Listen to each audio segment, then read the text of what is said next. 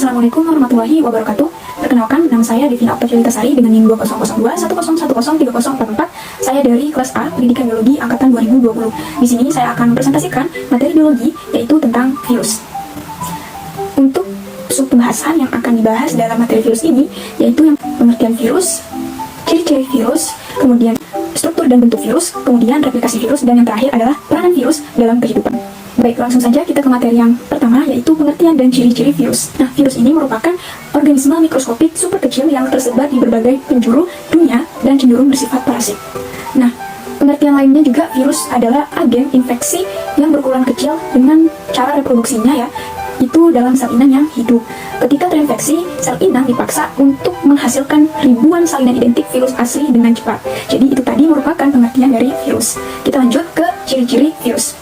Untuk ciri-ciri virus, yaitu yang pertama adalah aseluler. Apa itu aseluler? Yang mana dia merupakan bukan sel atau yang tidak memiliki organel-organel sel atau tidak bisa melakukan metabolisme atau reproduksi secara sendiri. Jadi dia membutuhkan sel inang yang hidup untuk membantu dia bisa bereproduksi. Kemudian yang kedua adalah tubuh virus itu terdiri atas selubung proton atau kapsid dan bahan inti. Nah, bahan inti ini berupa DNA atau RNA. Lanjut ke ciri-ciri yang ketiga adalah makhluk hidup peralihan. Apa itu makhluk peralihan? Dia bisa dikatakan benda mati dan bisa dikatakan makhluk hidup. Mengapa demikian? Karena dia bisa dikatakan makhluk hidup karena bisa berkembang biak dan bereproduksi. Kemudian dia bisa dikatakan benda mati karena dia bisa dikristalkan. Nah, kita lanjut. Untuk ciri yang keempat adalah ukuran dari virus ini sangat kecil, sekitar 0,02 hingga 0,03 milimikron, atau virus ini biasanya lebih kecil daripada bakteri. Karena virus ini kecil sehingga dia harus dilihat menggunakan mikroskop elektron. Lanjut ke ciri yang kelima adalah tidak dapat melakukan metabolisme di luar makhluk hidup, seperti yang sudah saya jelaskan tadi. Materi selanjutnya adalah struktur dan bentuk virus. Di sini ada gambar terkait struktur dari virus, yang mana ada 3 bagian besar atau 3 bagian utama dari virus, yaitu mempunyai kepala, mempunyai leher, dan yang terakhir mempunyai ekor. Di mana pada virus yang lengkap disebut dengan virion. Secara umum, struktur virus yang biasa diwakili adalah virus bakteriofag yang berbentuk seperti huruf T yang sudah kita pernah pelajari dalam SMA. Baik, untuk itu saya akan jelaskan 3 bagian besar yang sudah saya sebutkan tadi. Kepalanya ini merupakan bagian kepala virus yang berisi asam nukleat. Nah, sedangkan bagian luarnya itu diselubungi oleh kapsid kepala virus bakteriofag. Nah, sedangkan bagian luarnya itu diselubungi oleh kapsid. Kemudian kepala virus bakteriofag ini berbentuk polyhedral dengan jenis asam nukleat DNA. Kemudian yang bagian kedua ada leher, di mana leher merupakan bagian yang menghubungkan kepala dan ekor. Leher juga menjadi saluran keluarnya asam nukleat menuju ekor. Kemudian bagian yang terakhir adalah ekor. Ekor merupakan bagian yang fungsinya untuk menempel pada sel inang. Ekor ini terdiri dari serabut ekor dan lempeng dasar. Serabut ekor ini berfungsi untuk meletakkan diri pada sel inang, sementara lempeng dasar yang berisi jarum penusuk fungsinya untuk menginjeksikan DNA ke dalam sel inang. Baik, kita lanjutkan ke bentuk-bentuk virus. Virus memiliki bentuk yang bermacam-macam. Ada yang berbentuk batang, bulat, oval atau peluru, kemudian filamen atau benang, polyhedral, dan berbentuk seperti huruf T.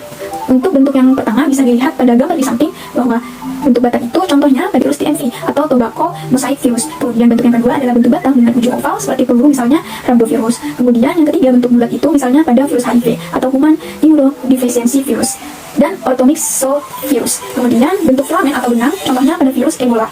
Lanjut bentuk polyhedral misalnya pada virus adenovirus. Bentuk virus yang seperti huruf T, contohnya itu pada bakteriofag, yaitu virus yang menyerang bakteri Escherichia coli. Selanjutnya, replikasi virus. Nah, replikasi virus itu apa? Replikasi virus itu adalah proses pembentukan dan perbanyakan komponen-komponen virus, di mana replikasi ini hanya bisa dilakukan oleh virus di dalam sel inang. Karena virus adalah partikel aseluler atau bukan sel, maka proses perkembangbiakannya itu ada 2 macam, yaitu yang pertama kita kenal dengan daur litik, kemudian yang kedua adalah daur lisogenik. Langsung saja saya akan jelaskan. Untuk daur yang pertama adalah daur litik. Sebelum kita masuk ke dalam tahapan daur litik, kita harus ketahui dulu pengertian dari daur litik ini. Nah, daur litik ini terjadi jika pertahanan sel ini lebih lemah dibandingkan dengan dari infeksi virus, di mana virus yang mampu bereproduksi dengan daur litik ini disebut dengan virus virulen. Untuk tahapan-tahapan dalam daur litik ini, yang pertama adalah adsorpsi, yang kedua adalah penetrasi, yang ketiga adalah sintetis dan replikasi, kemudian yang keempat adalah pematangan dan perakitan, dan yang terakhir adalah lisis.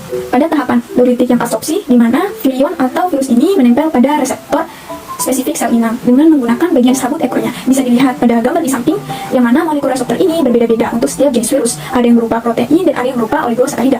Ada tidaknya reseptor ini juga menentukan patogenesisnya virus tersebut, yaitu yang mana mekanisme infeksi dan perkembangbiakan penyakit oleh virus, contohnya virus polio, atau hanya dapat melekat pada sel saraf pusat dan saluran usus primata, dan lain sebagainya. Kemudian yang kedua atau tahap yang kedua adalah penetrasi, di mana ujung serabut ekor ini membuat lubang untuk menembus dinding dari membran sel inang, dan selanjutnya virus ini akan menginjeksikan atau menginfeksi materi genetik sehingga kapsid virus ini menjadi kosong atau mati. Untuk tahap yang ketiga adalah sintetis dan replikasi, di mana DNA virus ini menghidrolisis dan mengendalikan materi genetik sel inang untuk membuat asam nukleat atau salinan genomnya, dan protein komponen virus selanjutnya berlangsung pada tahap replikasi, yaitu pembentukan bagian-bagian tubuh virus yang baru. Jadi mereka akan membentuk bagian-bagian tubuh virus yang baru dalam bakterinya. Kemudian tahap yang keempat adalah pematangan atau perakitan, di mana asam nukleat dan protein hasil sintetis dan replikasi ini dirakit menjadi partikel-partikel virus yang lengkap sehingga terbentuk virion-virion yang baru atau virus-virus yang lengkap tadi. Kemudian yang terakhir atau tahap yang terakhir adalah lisis atau hancurnya dinding sel dari bakteri akibat virus yang tidak keluar, di mana virus ini akan menghasilkan enzim lisozim, yang mana enzim itu yang akan merusak dinding sel inangnya. Nah, dinding sel yang rusak ini akan mengakibatkan terjadinya osmosis, sehingga sel inang ini akan membesar dan akhirnya pecah, sehingga virus bisa keluar dari sel inang dan menyerang sel inang lainnya, sehingga akan muncul lagi virus-virus baru dan akan terulang kembali siklus dendritik ini. Oke, untuk selanjutnya adalah daur lisogenik, di mana daur ini akan terjadi jika pertahanan sel inangnya lebih baik dibandingkan dengan daya infeksi virus. Nah, pada daur lisogenik ini, dia tidak akan segera pecah, bahkan dapat bereproduksi secara normal. Untuk tahapan dari daur lisogenik ini, yang pertama adalah adsorpsi, yang kedua adalah penetrasi, yang ketiga adalah penggabungan, yang keempat ada pembelahan, dan yang terakhir sintesis. Nah, adsorpsi ini tidak beda jauh dengan proses dari daur litik tadi, di mana untuk yang di daur lisogenik itu sederhananya sama, virion ini menempel pada reseptor spesifik sel inang dengan menggunakan bagian serabut ekornya. Kemudian tahap yang kedua penetrasi atau infeksi, di mana virus ini menginjeksikan materi genetiknya ke dalam sel inang sehingga kapsid virus ini menjadi kosong atau mati. Dan yang tahap ketiga atau yang beda dari daur litik tadi adalah penggabungan, di mana DNA virus bakteriofag ini bergabung dengan DNA bakteri atau sel inang yang membentuk profag. Nah, dalam bentuk profag, sebagian besar gen berada dalam fase tidak aktif atau off. Akan tetapi ada sedikitnya satu gen yang selalu aktif. Nah, gen aktif ini fungsinya untuk mengkode protein reseptor. Nah, protein reseptor sendiri ini berfungsi untuk menjaga agar gen-gen profag ini tidak aktif. Tahap yang keempat adalah pembelahan, di mana jika sel inang ini membelah, setiap anakannya akan mewarisi profag. Bisa dilihat pada gambar ya, profag ini dapat diinduksi menjadi aktif sehingga mengakibatkan terjadinya daur litik. Kemudian yang kelima adalah sintesis, di mana profag ini aktif dan keluar dari kromosom bakteri sehingga DNA bakteri atau sel inang ini hancur. Kemudian terjadi fase replikasi DNA bakteriofag dan sintesis bagian tubuh virus dan seterusnya seperti pada daur litik. Jadi prosesnya hampir sama dengan daur litik, cuma bedanya tadi ada proses penggabungan dan pembelahan. Untuk pembahasan materi yang terakhir adalah peranan virus dalam kehidupan.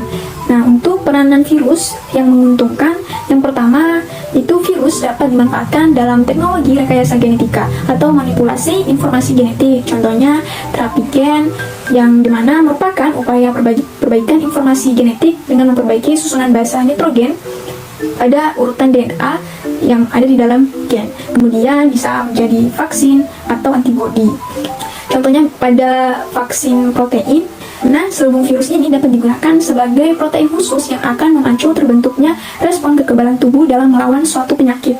Kemudian manfaat lainnya juga bisa sebagai pengobatan secara biologis, yaitu melemahkan atau membunuh bakteri, jamur, atau protozoa yang sifatnya patogen. Contohnya pada bakteriofag ini dapat juga bisa membunuh bakteri patogen sendiri. Untuk manfaat yang terakhir adalah bisa memberantas serangga atau hama. Contohnya pada beberapa virus yang hidup, parasit pada serangga. Nah, virus ini juga bisa dapat dikembangbiakkan dan digunakan dalam menyemprot serangga atau tanaman. Contohnya pada virus bakulovirus. Sebenarnya banyak sekali manfaat dari virus ini. Cuman saya menyimpulkan menjadi 4 saja. Untuk peran virus yang merugikan itu ada meliputi 3. Ada yang merugikan manusia, kemudian merugikan hewan, kemudian merugikan tumbuhan. Nah, untuk contoh-contoh yang merugikan bisa dilihat di samping ya. Di sana terdapat gambar. Untuk yang manusia sendiri, contohnya itu virus yang menyerang adalah influenza, AIDS, atau yang sekarang lagi mewabah di seluruh dunia adalah COVID-19, kemudian polio, kemudian Ebola, terus virus SARS, dan hepatitis, dan masih banyak lagi yang menyerang manusia. Untuk virus yang menyerang hewan sendiri, itu contohnya adalah virus rabies yang menyerang pada hewan anjing. Kemudian ada virus NCD yang mana menyebabkan unggas, itu batu-batu dan kemudian akan mati. Kemudian virus flu burung, tumor atau kutil yang juga menyerang unggas. Kemudian virus mulut dan kuku yang juga bisa biasa menyerang sapi atau kambing. Kemudian untuk virus yang menyerang pada tumbuhan, contohnya yang pernah saya singgung tadi adalah virus yang menyerang daun tembakau adalah tobacco mosaic. Kemudian virus tumor, virus Tomatonia leaf cell virus atau virus yang menyerang tomat. Kemudian virus yang menyerang jeruk atau virus CVD atau citrus vine from degeneration. Mungkin ini saja pembahasan dari materi virus. Semoga bermanfaat. Kurang lebihnya mohon maaf. Wassalamualaikum warahmatullahi wabarakatuh.